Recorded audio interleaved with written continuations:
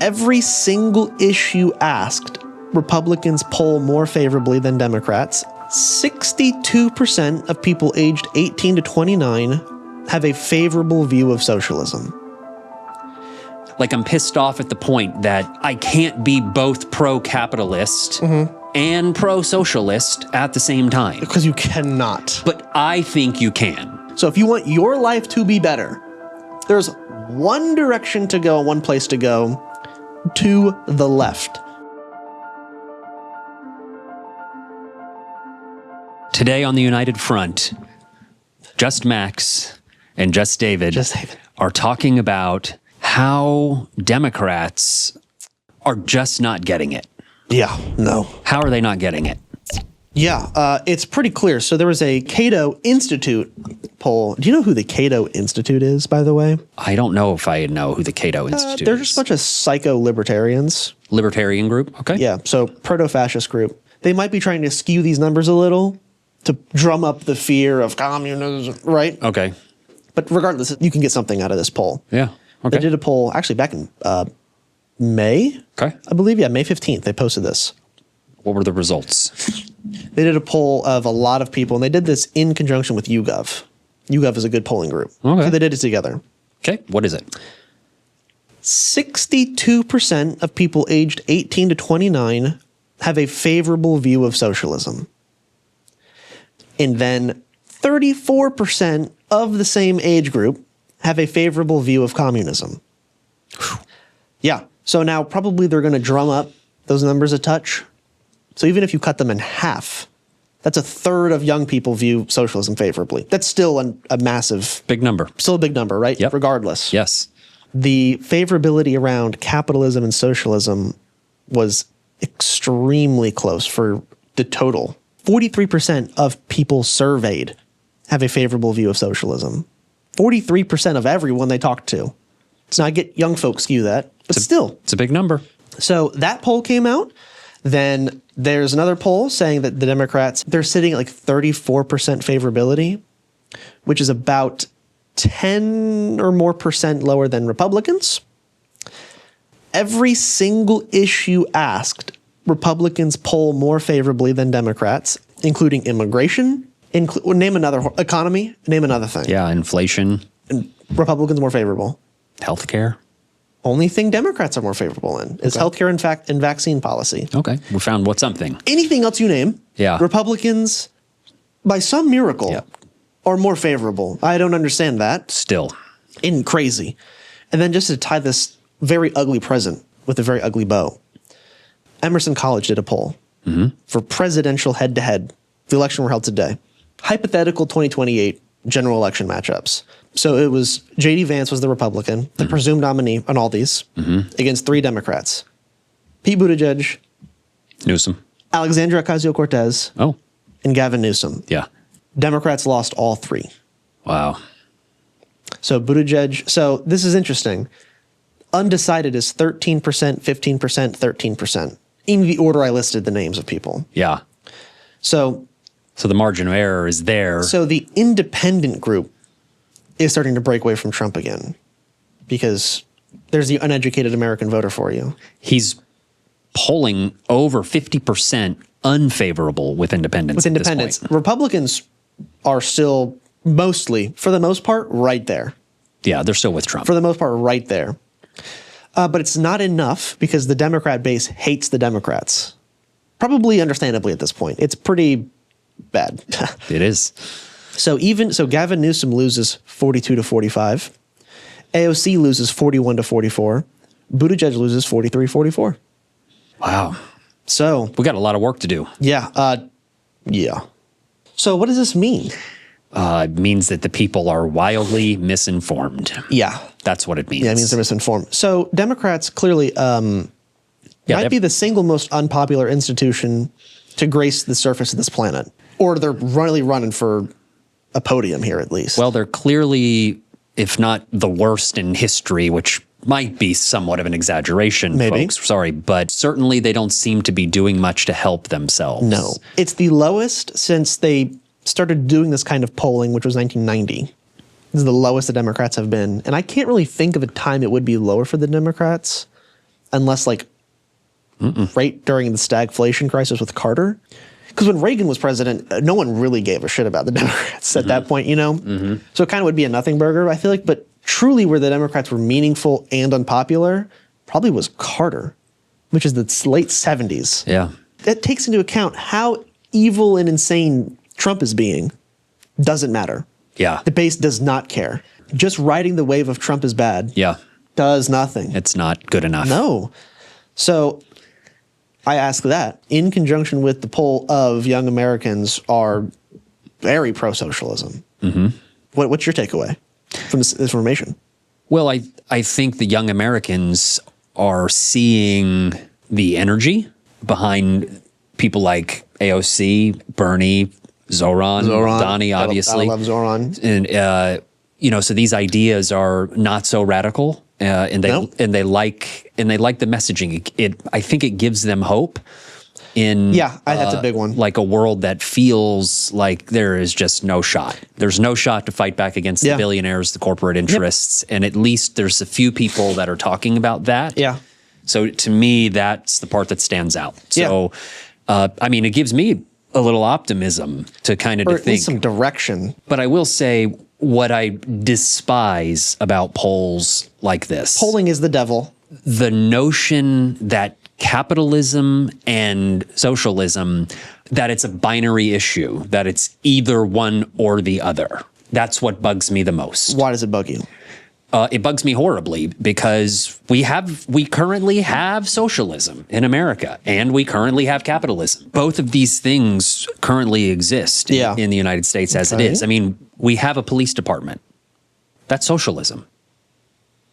Sure. We have schools for children. Sure. That's socialism. So then every nation on the planet is a socialist nation? Or every nation has elements of it that are for the greater social good. Okay. We all have fire departments. I don't have to prepay a monthly payment. It's not a private fire department. Like, I don't have to prepay. It used to be like that in America. Yeah. Your building's burning down. We have the water. We have the firemen, but you got to... Yeah, I got 20 guys with buckets. Yeah, but you got to pay us right now. Yeah, but you got to sell your house to me. Yeah. Bank bailouts. $850 billion to the banks. Quantitative easing, to bail them out when they're about to, bust. Yep. That's socialism. I don't know who taught you what socialism is. Well, that is the average American understanding, I feel like, the pretty Western one. But I think that's the definition of it now. I think that's the definition of it now as it stands. I think that's what it is. I mean, if Bernie is a democratic socialist, he wants to give us health care. Yeah. So, but does that mean we abandon capitalism? No. No, it doesn't. It means that we have capitalism. We let our billionaires become trillionaires.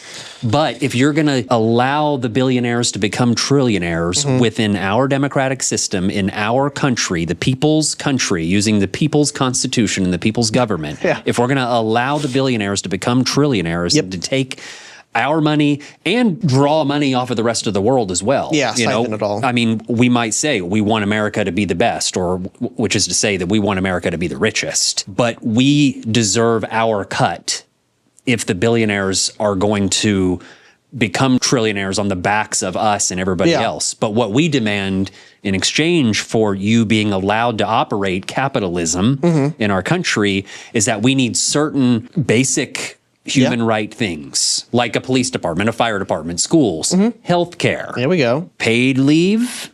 It should be minimum. Then you can start to argue, like, how much do we give and how much do we not give? How about school lunches for kids? Like, I don't think a kid should go into debt if they're required to be in a school for 8 hours a day. Such a crazy thing. Right? It's even argued. I think it's a losing proposition to say we want socialism in America and we want to abandon capitalism in America, because guess what? Other places aren't going to abandon that. So that puts America at a disadvantage. So I recognize that we cannot abandon capitalism. Like, I'm pissed off at the point that I can't be both pro-capitalist and pro-socialist at the same time. Because you cannot. But I think you can.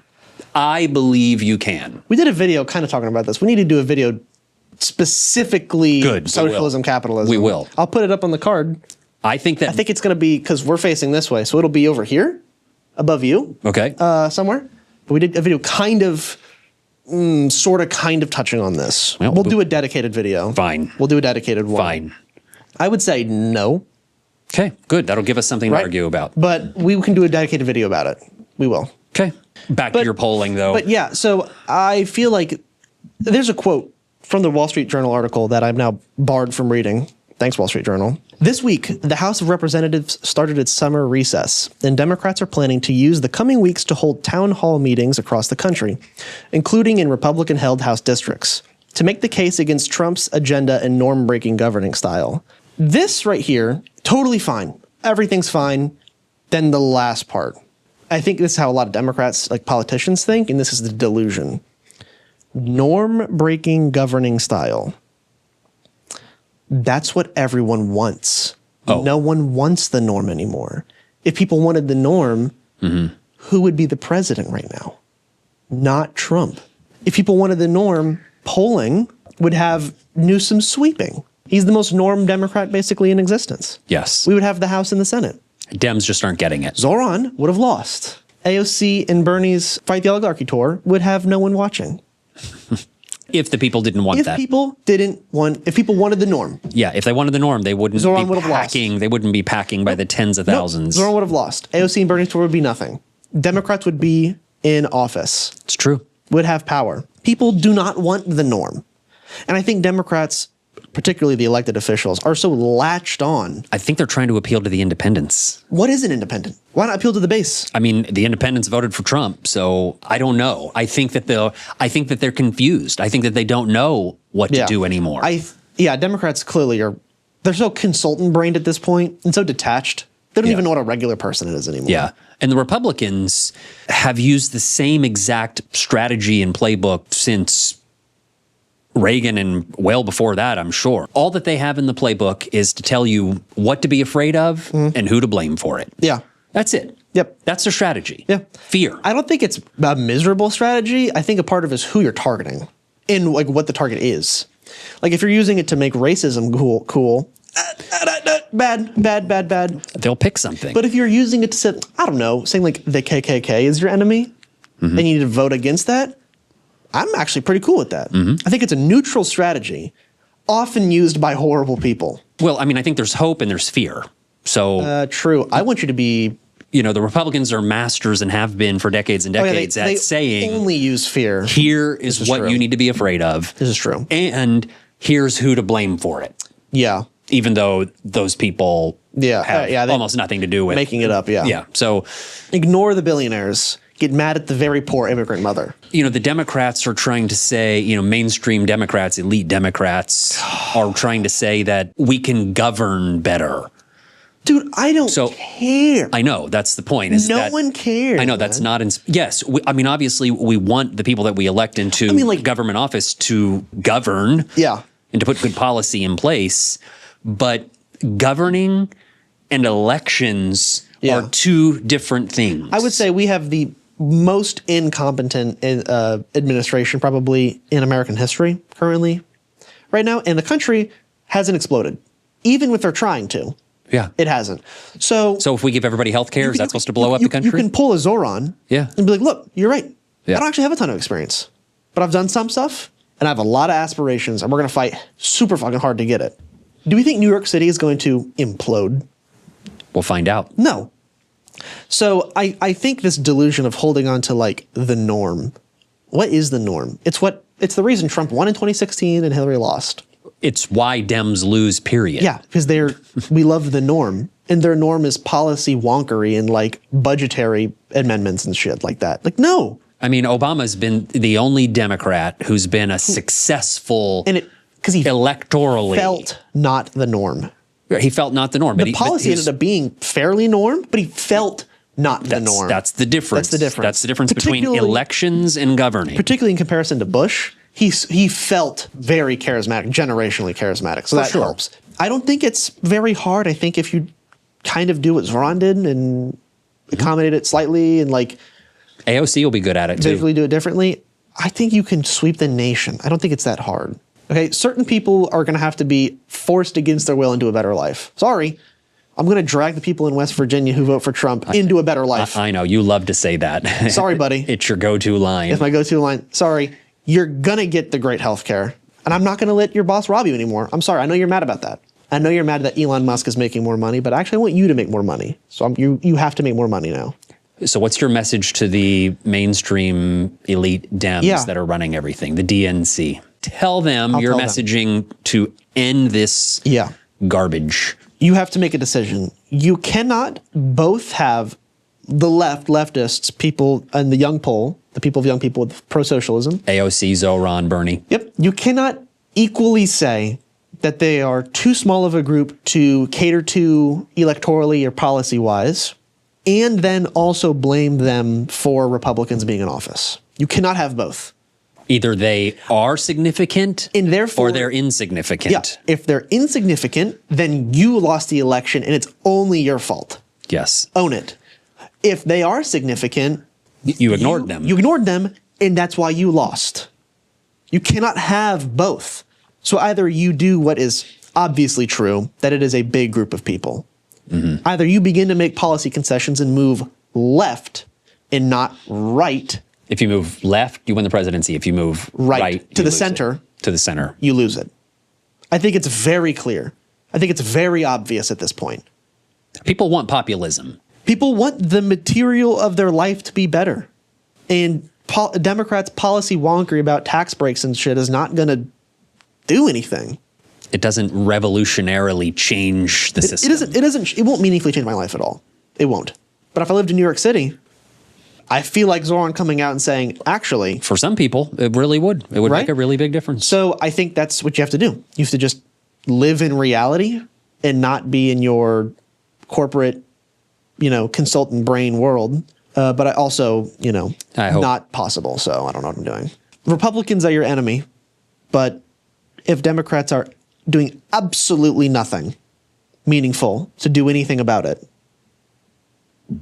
then are they also your enemy? Potentially. As an institution, as the Democrat Party, I think there are individuals who can be absolutely fine. But like the Democrats as a group, just your enemy as Republicans in a different sense, but just as an enemy. So long as Chuck Schumer and Hakeem Jeffries have the reins, they want your life to be worse for, I don't even know. I mean, they just want to stay in power. Yeah. So. And they don't give a shit about making your life better, so long as they're in power. Yeah. I mean, they're a part of the uniparty. They want to keep getting their corporate donations so they can keep getting elected. The lesson is if you want your life to be better, there's only one place you can go, and it's to the left. Which to the left is where the candidates who are running for various offices are not accepting corporate donations. They're not tied it back in. It's the same point. It's literally the same point every single time. That is where the line in the sand is drawn. Yeah. I don't care if somebody says that they're a Democrat and they're for the people, but they take millions and millions of dollars from big pharma. They take millions of dollars from the oil industry. They take millions of dollars from big tech. I mean, what are we doing? Yeah. Then it's just a charade. It's just to make more money and stay in power. That's all it is. It's just a puppet show. And they say that we're against each other and we're going to fight on cultural issues. But we're making a video about that too. Oh my God, it drives me insane. But we're not going to. But we're not going to deal with the economic issues, which is the thing. Class issues, the real issue. So if you want your life to be better, there's one direction to go, one place to go, to the left. I promise you that is where your life improves day to day. Not in the abstract of the economy is cool. No, not in the abstract. I mean, literally day to day, you wake up and your life will improve. How you experience life if you go left. Tell us why that's not the case. Simple as.